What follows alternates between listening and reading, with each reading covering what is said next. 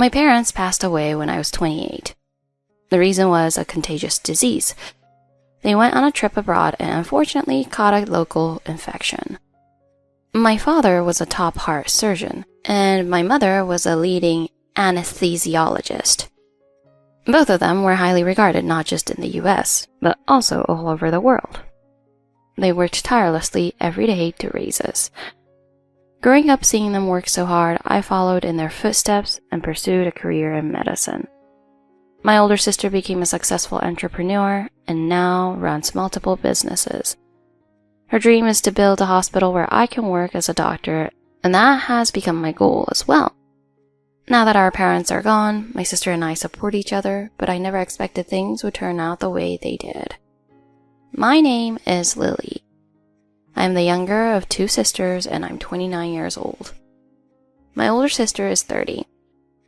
I work as a surgeon at a university hospital while my sister manages various businesses as an entrepreneur. She is single, whereas I got married last year. My husband John is the same age as my sister. We met at a small bar where I used to go after work with my colleagues. John was the bartender there. After a long day, I always thought John looked great in his bartender uniform. Our relationship began with my confession and we got married after dating for a year. However, I soon learned that dating and married life are completely different. I hadn't realized before, but John had a terrible drinking problem and was very lazy. When I reached home at 10 p.m., he was playing a game. "Hey, why didn't you return my calls? I went to the bar earlier, but it was not open." "Oh, have you been there?" "Why was it closed?" "I told you, I quit." "Quit? Why?" I was taken aback by John's abrupt statement. Annoyed by my reaction, John responded, "Well, when you think about it, it doesn't make any sense. You're rich, so what's the point of me working?" What are you talking about?" I couldn't understand John's comments at all and could only stare in disbelief. "I want to live freely. No risks, without worrying about what society thinks, just doing what I love. Isn't that what life is really about?" John spoke proudly, but I was stunned by the huge difference in our attitudes toward work. I had always assumed John was working normally.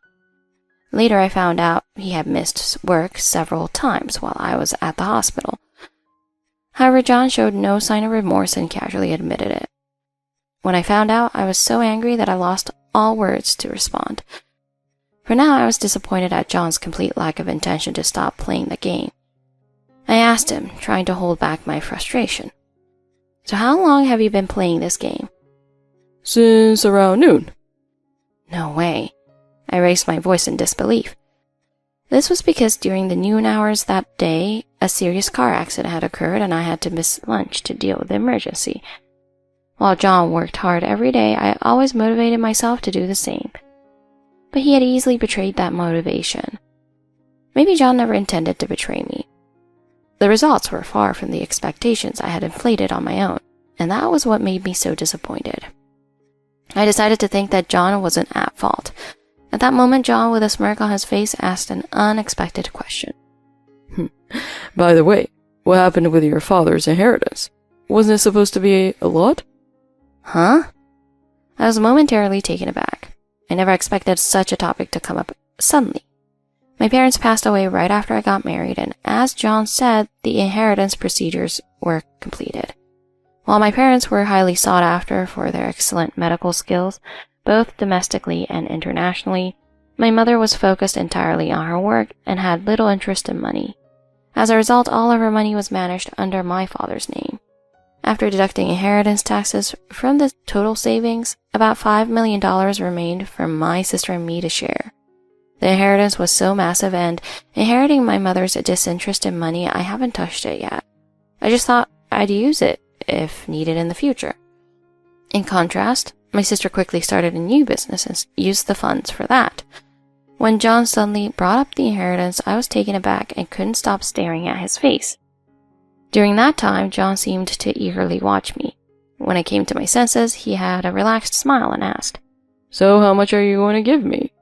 And it seems to think that he received some of the inheritance I received. What's gotten into you all of a sudden? You're so oblivious. Think about it. With a wife who's waiting with a fortune right in front of me, who would continue working just for the heck of it? Realizing that John was trying to live off the money I had, I decided to be straightforward and ask him directly. What's your deal? Are you seriously trying to live with a cut of my inheritance? You sound bad. I'm just saying it's a waste not to use money that's available. Also, working when you have money is inefficient. John insisted that his viewpoint was correct. As I continued the conversation, I noticed empty beer and whiskey bottles scattered around him. He was probably drinking while playing games. Being a former bartender, he had a higher tolerance for alcohol, but I knew his overconfidence when drunk was a downside he didn't realize. This flaw of his only made me more irritated, and I felt like I was being put through additional trials on top of my already exhausted state. However, during such times, my mind was unusually clear. I knew that telling John the truth would lead to further issues. I'm not really focused on money, right? Since my salary was already more than enough, the inheritance I had was 0. My sister inherited everything. Oh, so you mean you gave it up? John looked down at me with an expression I had never seen before. I had an idea of what he wanted to say, but the words he used were worse than I expected. I thought your parents' death put you in a good position to benefit. Isn't that a bit inappropriate? It seemed John felt he wouldn't get a share if he stayed with me. He threw out insensitive words and pushed me aside before leaving. Left alone in the house, it felt eerily quiet after the earlier commotion. I couldn't guess where John went, maybe a casino or somewhere far away. But I didn't have time to worry about that. I had planned to shower and go to bed, but I was fully awake now. I made some coffee and called my sister. Hello, sis. Lily, what's wrong? I told her everything that happened after I came home. I see. If you need any help, just let me know. I'll back you up on the inheritance issue. My sister encouraged me and promised various forms of support. Once we were done discussing John, we caught up on other topics. My sister mentioned that since expanding into new ventures with our parents' inheritance, things have been going well. She says she now manages several businesses overseas, including drilling wells, establishing hospitals, and selling pharmaceuticals. She now spends less time in the US, but it was clear from her tone that she's enjoying her life. I couldn't let myself fall behind. After chatting for over 2 hours, we wrapped up our call. I thought I should go to bed soon. Just then, John came back. Where have you been? Without answering, John approached me holding a piece of paper. Here, fill out these divorce papers. I was stunned and couldn't understand what was happening. I'm going to divorce you and remarry your sister. What? That's impossible. Well, I figured out that even if I stayed with you, I wouldn't lead a wealthy life. So I'm going to dump you before that happens. The word dump made something inside me snap. I didn't know exactly what I felt, but all the remaining feelings I had for him vanished instantly. It was like my HP in a game was critically hit and went straight to 0. John was the type to stick to his decisions stubbornly. Even if his words were impulsive, he was likely to go through with this divorce. Thinking this, I called my sister again. We just talked a little while ago. What's up now? I told her that John was in front of me, presenting divorce papers, and claiming he would remarry her. If that's the case, maybe I should get married to him. What? My sister's response surprised me. It seemed that John was smirking, pleased by my reaction. Don't worry. He wants to marry me, right? If so, I'll make sure to get back at him for what he did to you. Thanks. Put it on speaker, please. Feeling slightly relieved by her words, I set the phone to speaker mode. John, I heard about it from Lily. Let's get married. Oh, your sister is amazing. But you won't ask for a share of Lily's assets, right? Why? He wanted to share my assets. Of course, responding to your sudden proposal. I have the inheritance and will support you, but you must not touch Lily's savings. That's my condition. John reluctantly agreed. Now I had the assurance that the $5 million inheritance and my savings were safe. After all, John had never contributed financially. He had only spent his money carelessly.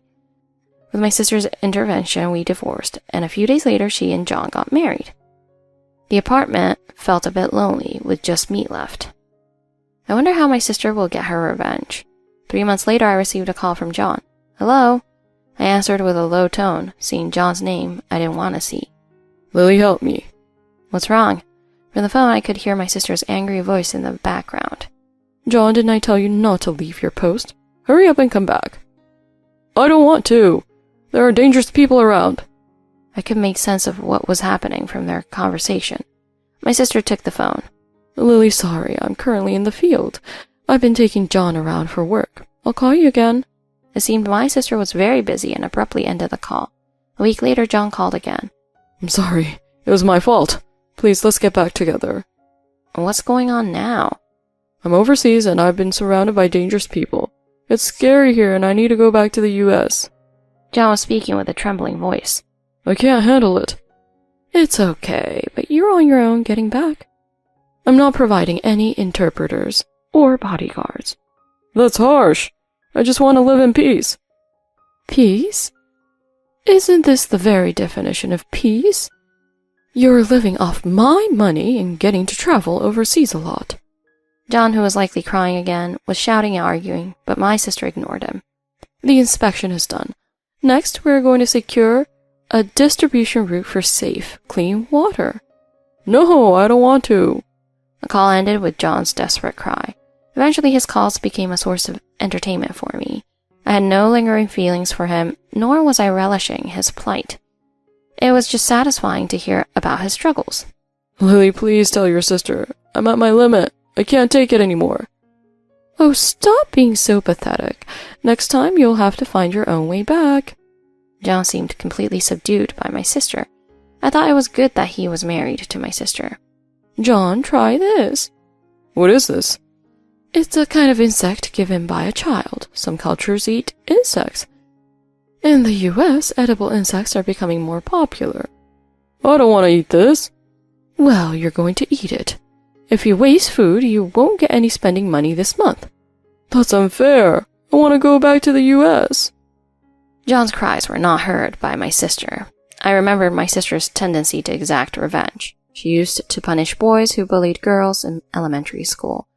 I realized I never wanted to be her enemy. It became apparent that my sister enjoyed hearing about his difficulties. This isn't fair. I don't want to work. Life isn't that sweet. I don't want to work. It's not fair. There are countries with completely different diets and dangerous conditions. You were trying to live comfortably off our deceased parents' money. Do you understand how lucky you were? I can't do that. Can you drink the dirty water here? Can you walk on sand barefoot? Can you return to the US and handle a job where you're responsible for people's lives? No, I can't do that. Then what can you do? A quiet moment passed over the phone. You and I have spent time together, and John has spent time working as a bartender while with Lily. Which was happier for him? Sis? It was more peaceful to stay with Lily. And yet you abandoned Lily to justify for your own downfall. If you chose to marry me, then you need to take responsibility for that choice. John was sniffling. My sister's voice was firm and reasoning. There are the roles everyone has in life. I became a businesswoman to enrich people's lives, and Lily is dedicated to saving lives. But you have nothing, right? So you need to help me from now on. That's your mission, to become a real person and make up for your actions. My sister's words were convincing. She had interacted with many people and established her current position. Her broad perspective and strong beliefs shaped her. Lily will take good care of the inheritance she has. What do you mean? It seemed John had not changed fundamentally. That's exactly it. You still don't understand. This couple, or rather the master-servant couple, seemed to be more accurate. After things settled, Sister talked to me. This has settled things a bit. I'll make sure John takes responsibility for his words. You should find someone even better. Oh, sis, I feel like I've done something wrong. It seems you didn't have the option to choose who to marry. I understand your feelings, but I think living with John might be okay. Little by little, I'm feeling more attached to him, so don't worry about it. My sister had always been focused on her work and said she was not interested in marriage. If you feel even a little happiness, I want to support you. Thanks, Lily. I'm supporting you. I hope you're happy. Thank you. I'll talk to you later. My sister said she was heading to her next destination. Through this experience, I realized my sister's strength once again. I still have a long way to go to match her, but I'll keep working hard to stand proudly as a doctor and as a person.